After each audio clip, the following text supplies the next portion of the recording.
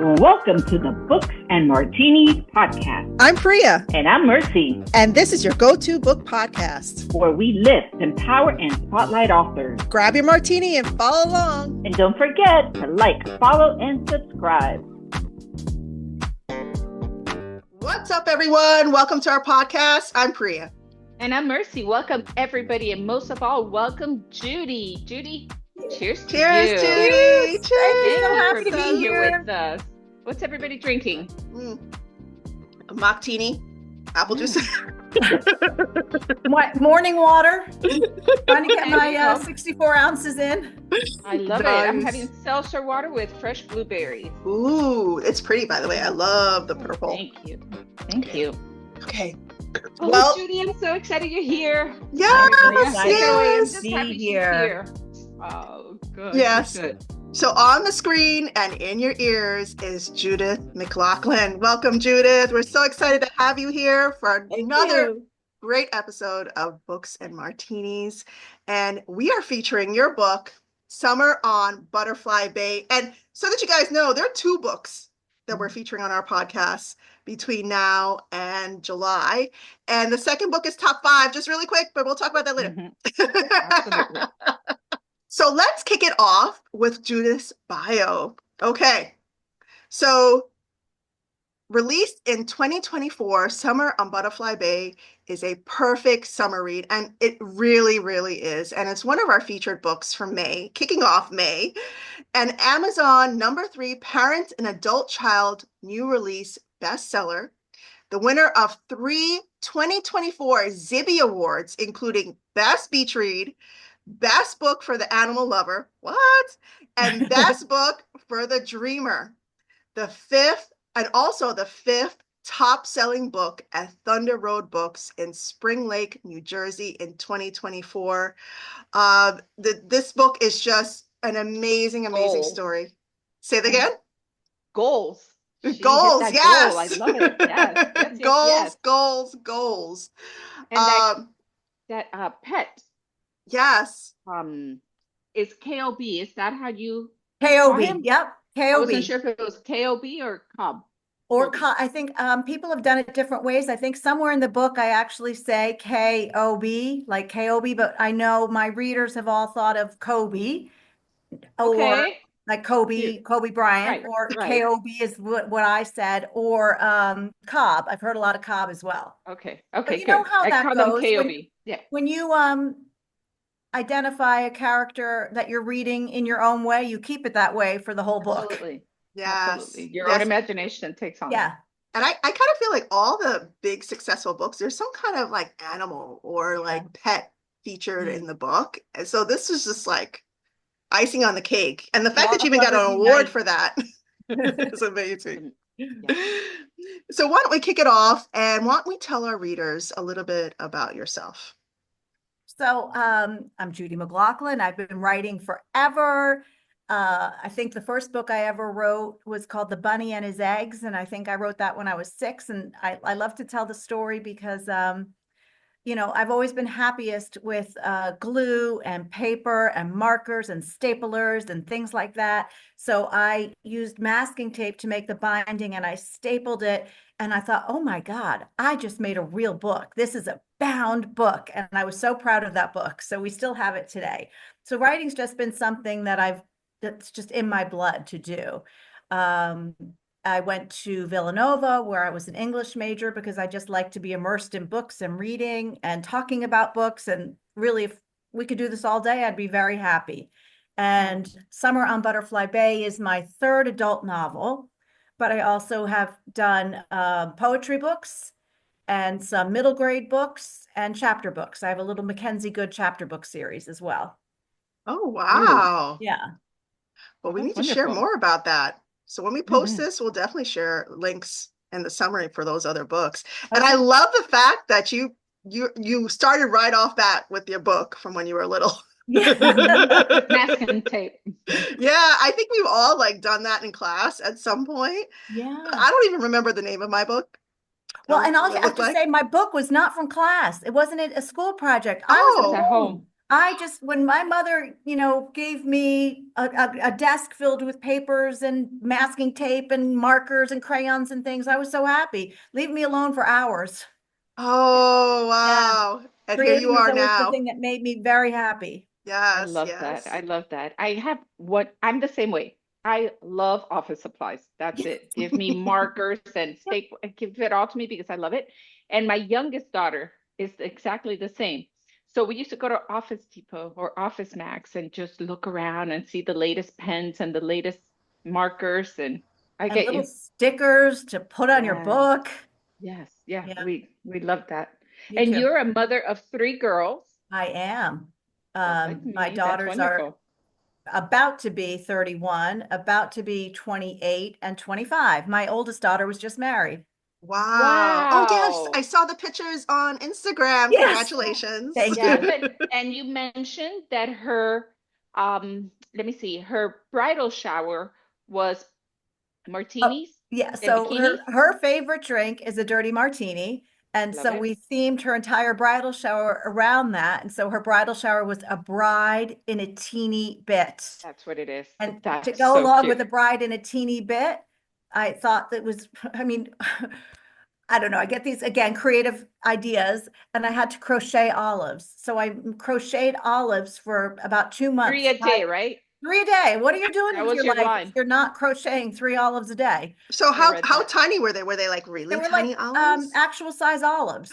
I started off, the first olives I did were oversized jumbo olives, and I thought Mm, I'm never going to get enough done. So then I had yeah. to Right. take, I call it's the design, but I always call it the recipe. I had to take the crochet recipe and reduce it to make life-sized small regular olives.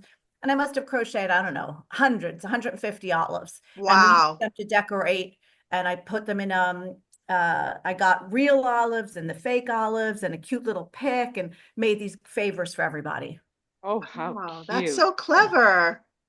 And I And then we love got the a giant theme. sized martini glass, and I filled it Yes. with ice, fake ice, and it was, guess the number of pieces of ice in the martini glass for a prize, all martini based. She was very happy. I love that. Oh, Would nice, you nice. believe my girls? I have a 31-year-old, Oh, I have a 29-year-old, and I have a 27-year-old.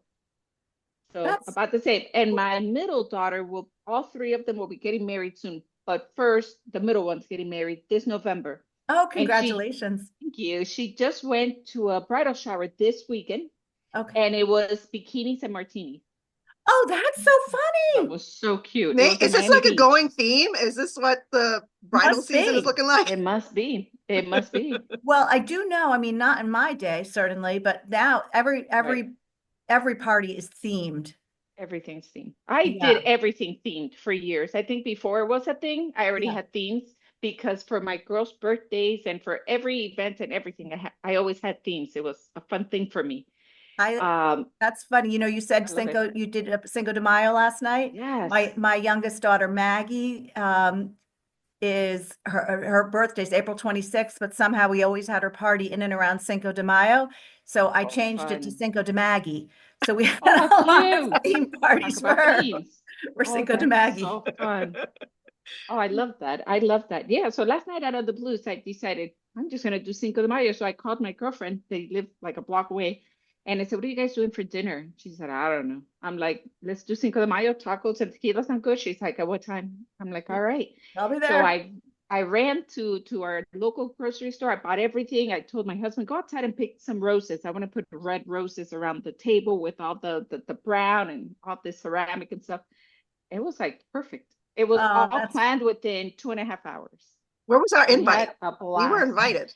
Sorry, you had to be within a block. She took a golf cart over. That's how quick they were here. And then we just played dominoes until, I don't know, I early love this morning, it. I guess. But I it was love it. great. It was great. Okay. So tell me about your book. Tell me So about Summer on Butterfly Bay. Summer on Butterfly Bay, I always like to start with this concept, an inciting incident or whatever I think it's going to be. And so I've got these two sad characters, one who lost her husband and recognizes she's got to move on, but doesn't know how. How do you move on after grief? And is there a timeline? And I truly don't think there is. I mean, I think everyone has their own timeline. And so she's got this sort of overbearing mother who says, now is the time. You need to get out of this grief, as if that's such a thing. Mm. So she goes to Butterfly Bay, sort of to appease her mother, but in her heart of hearts knows she's got to shake things up a little bit. And then there's a guy, a little bit of a narcissist, who somehow has his priorities mixed up. And he thinks, that money and success and fancy things are going to get him where he needs to be. So he winds up renting the biggest, best house on Butterfly Bay. And don't you know? Which has a name. The Yes. house itself has its own name. Yes. And he wants to make the house, if I'm not mistaken, he wants to make the house the house. The it house. Butterfly Bay. Yes. As opposed to being in the Hamptons. In the Hamptons, he thinks let's give some love to New Jersey now. So, and also he's got too many demons in the Hamptons. His mom was a maid and worked in the Hamptons, and so he's got things he's trying to avoid from the Hamptons. So he's going to go ahead and change things. Highmore is the house, and he's going to go ahead and change things and make this the it house. And lo and behold, this is also the house the mother has rented for the daughter. So can two people share a house? And can it be three people if he has a girlfriend? And who's going to agree to that? Yeah, that's like Three's Company. Yeah. The old TV show. So what inspired the story? My imagination. And I had the setting. I knew it was going to be. So Butterfly Bay is loosely based on Seaside Park, New Jersey. And that house is real. I mean, there's that house in Seaside Park that I just happen to covet. I think it's the most beautiful house. And is that the house on the cover? It is the house on the cover. But that cover house is a mixture of lots of different houses. Mm-hmm. And it's also, so that is on the bay with the bay behind. That doesn't really happen in Seaside Park. Yeah. So it's sort of, in my imagination, an amalgamation of a couple of different houses. But that is what I think is one of the most beautiful structures. Oh, I love that fun fact. Yeah. And there's like a wraparound porch and everything. So actually someone saw this book and reached out to me because they used to own that house and said, oh, you did it such justice. Oh my God, that's amazing. And then the artist, her name is Katrina Eugenia. So you can go look her up on Insta. Yeah. And she is the most talented artist. So I give her my visions and she comes up with the artwork for it, including the butterflies that she made separately to sort of, we could move them around as we so chose. Oh, nice. And did she do this in what? It looks like watercolor. Yes. Oh, correct. Wow. So there's How a long painting did it somewhere. take you? Sorry, Priya. No, it's okay. It's okay. How long did it take you to craft the story in your mind and put it into paper? Years.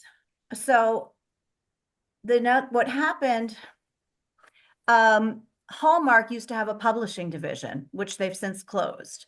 But Hallmark was publishing books and put out an open call. And the open call was for, if you wanted it to be, it could be like holiday / summertime / related romance stories.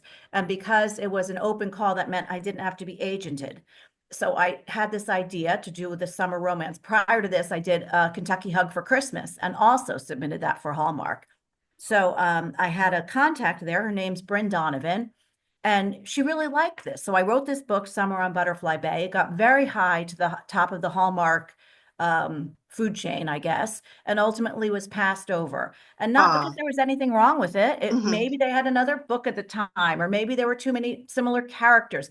And I think if I could give one piece of advice to anybody listening, just don't give up. It's not a rejection of you. It's not a rejection of your work. It's just not the right thing at the right time. And Bryn and I, by the way, remained in contact, and she blurbed the book top 5 for my top 5 novel. So again, there was no bad blood. It just didn't work for her, but it didn't mean it wasn't a good book. And knowing how high it got gave me the inspiration to keep pushing forward.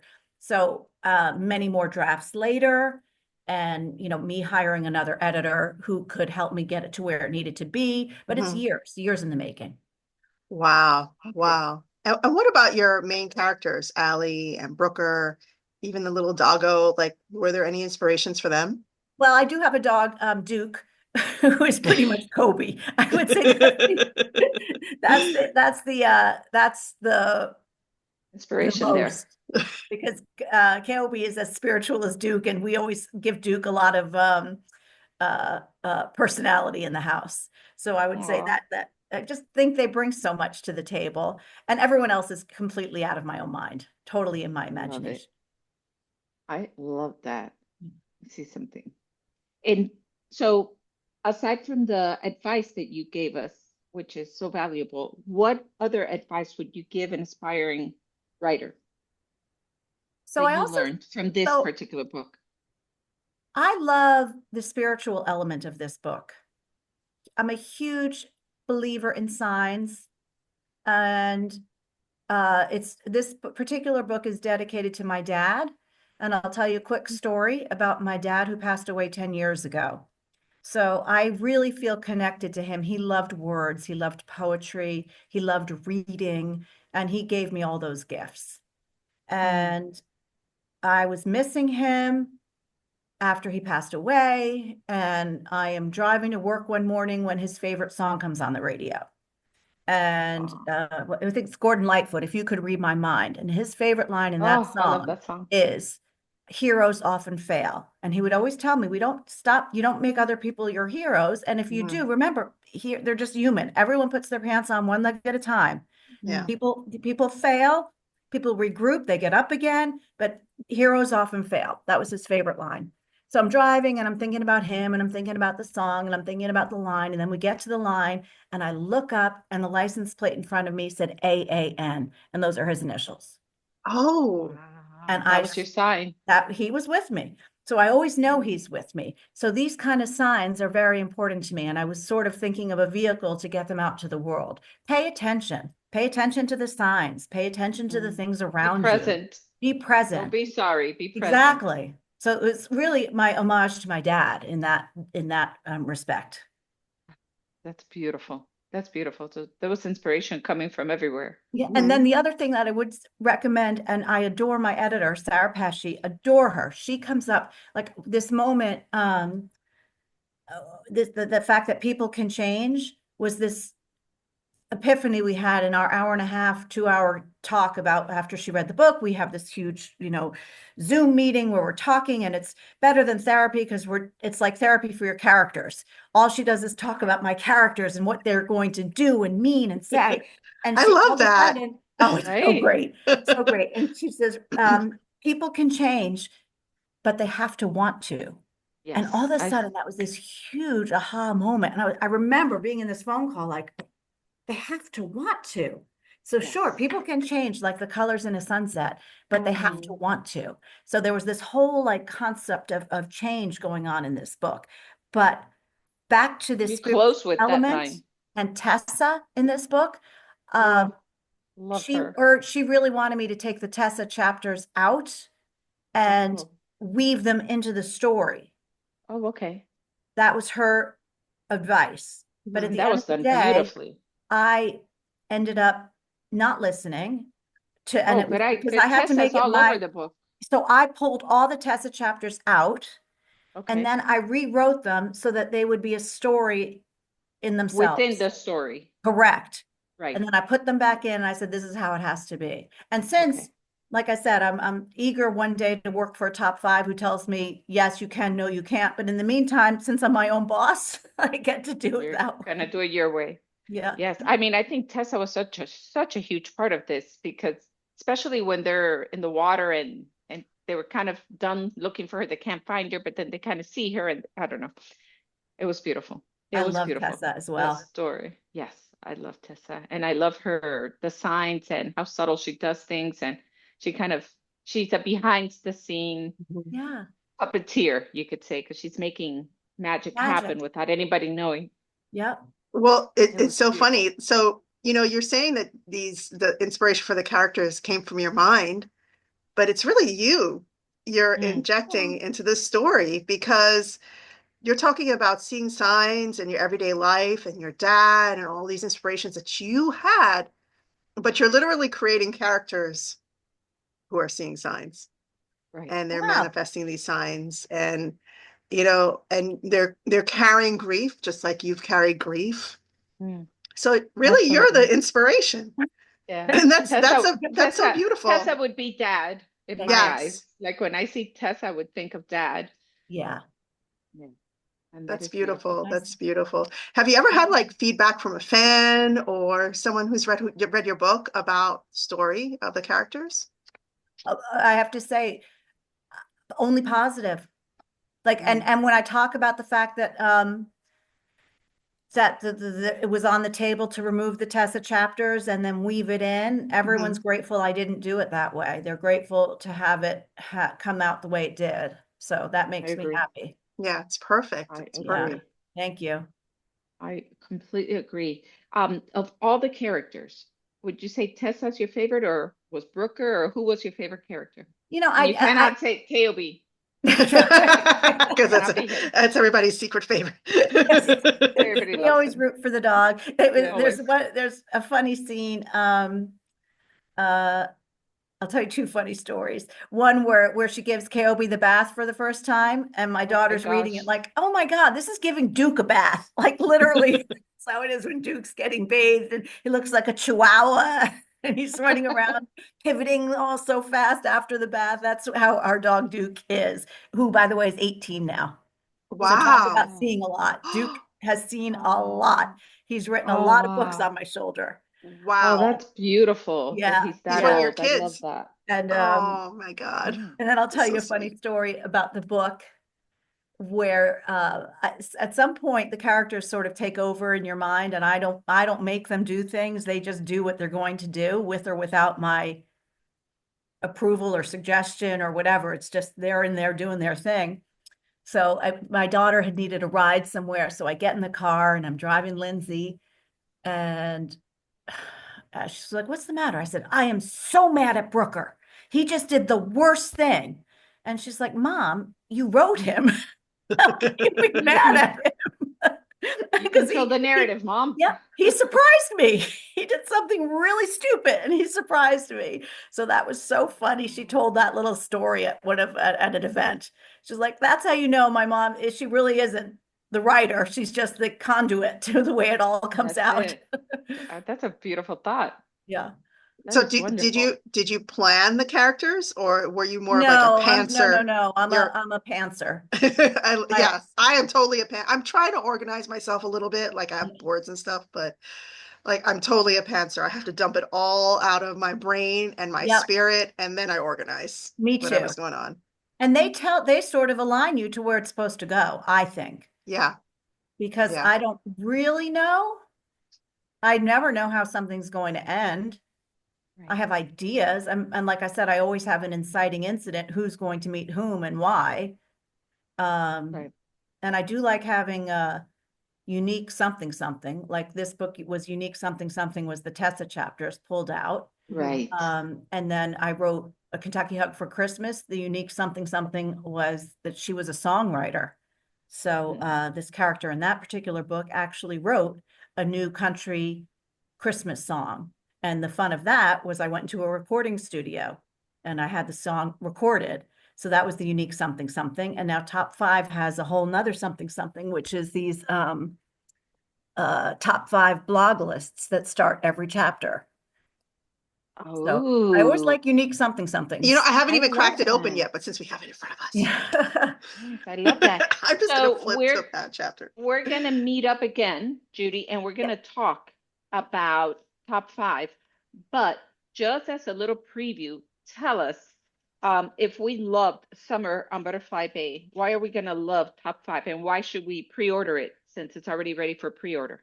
Oh, it is. And I hope anyone listening does pre-order it, because pre-order is the way you get up onto these bestseller lists. You want to be on a USA Today bestseller list, a New York Times bestseller list. It's all in the pre-orders. So if you're so inclined, I hope so. It's available at all the local bookstores. But I think if you love Summer on Butterfly Bay, you're going to love Top 5 for the same it's a romance. It's a love story. At the end of the day, you are guaranteed you're happily ever after, but these characters are going to pull you through a whole lot of different raw, grief-stricken, redemptive emotions. And I think what I love about the books and what I hope everybody loves about the books is that they're genuinely real people. They're real people who make mistakes and mess up and say bad things, and they don't mean them, but they do mean them. And they're mad at their mothers and they're mad at their fathers and they're mad at themselves, like we all are sometimes. And And I noticed also that they look somewhat similar. So So- are we still in the same location? no, it's Summer on Butterfly Bay, we're at a beach house, and in Top 5, we're at a river house. But what I do Okay. like is I firmly believe houses can be your characters. Like I love having the that. house as a character in the book. Oh. And I think you felt it in Butterfly Bay. Because Absolutely. that house just hugged them the way it was supposed to hug them. And I feel that way about Top 5. And again, I worked with this artist, Katrina Eugenia, who brings my vision of what it should be to life. And I love when people say things like, I just want to live in that house. I just want to sit on that patio. They look so Mhm. comfy and Right? cozy. That And- is- And I'm looking at it's okay, the Top 5 cover, and I see a little animal on one of the chairs.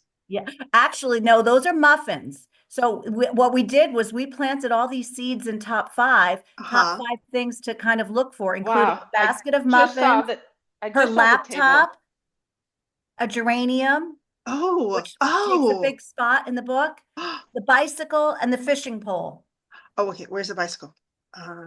If you, Oh, I see the fishing toward- pole. And the fishing pole, and the bicycle is a little bit covered. It's toward the back of flip it a little bit, and it's on the spine into the back. Oh, I see Oh, I it. see Yeah. it. And I so- love that. I So- love And I little remember- things, little we- details that authors put on their books. That's There was a- amazing.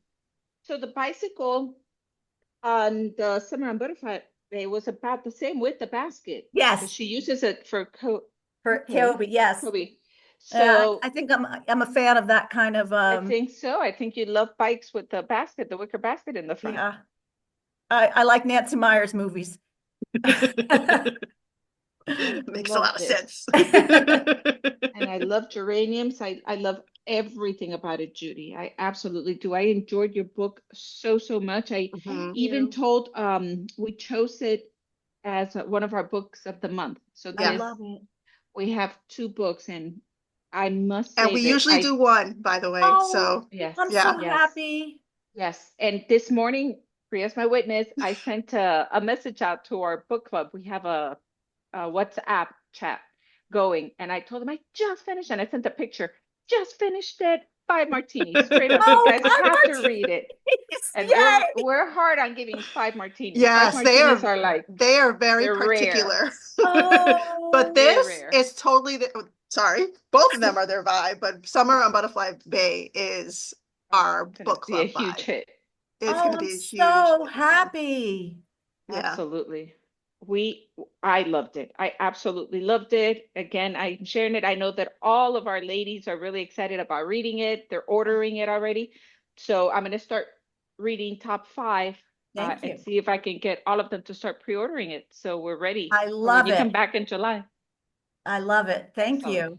Oh, Any you're last welcome. minute things we forgot to ask that you want to share with our readers, our writers, our authors, our listeners? I think I'll leave it with don't give up. Just keep going. Keep going. And it's all about a journey. It's not necessarily about the destination. It's about your journey and enjoying every little point of it along the way. And some of them are going to suck. They just are. So find the people around you who can sit in the muck and sit in the suck with you, and then you'll be out of it. And it's all about the journey, the highs and the lows and the whole thing that gets you where you need to be. Oh, I love that's Thank beautiful. you. Thank Thank you. you. Thank you for your words and for bringing this beautiful story to life and for Thank your you. time and sharing it with us. We really appreciate you, and we Yeah. can't wait to see you again in July to Good. talk more about Top 5. I But- love it. But before Thank you so much. go, Oh, yes. we have to share with our listeners and our viewers where they can find Summer on Butterfly Bay. Well, Summer on Butterfly Bay is Amazon. So Mhm. you can get your print copy or your Kindle version right from Amazon.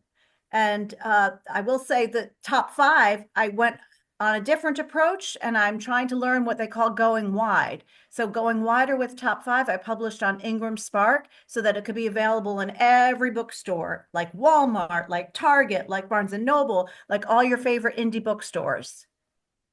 And do you have a Beautiful. website they could check out as well? Oh, yes. JudithNataliMcLaughlin.com. Oh, I love that. Yeah, The whole that's full the whole name. name. And follow me on Insta. Yes. Judith Ann McLaughlin. I love that. I love that. And if you guys can't find it for whatever reason, just contact us and we'll share her link instantly with you. And we're going to put the information when you look down on all our information so they can find you that way. Just click Terrific. on in. So Beautiful. to end our session today, our episode, thank you so much for being our guest. Thank You are simply amazing and so inspirational. As authors ourselves, we listen to everything our authors share, and what you shared today on the podcast was just so heartfelt, and we appreciate that. So cheers. Cheers. Cheers. Cheers. Salute Chindan. to your success. Thank you again, Judy. To your success, and we can't wait to see what's next for you, although we will have you next month. Yeah, Absolutely. Absolutely. And then we'll have to talk about what's in the hopper. We need to get something else going. Yes. Oh, yeah, yes, right. I agree. Definitely. All So right, ladies.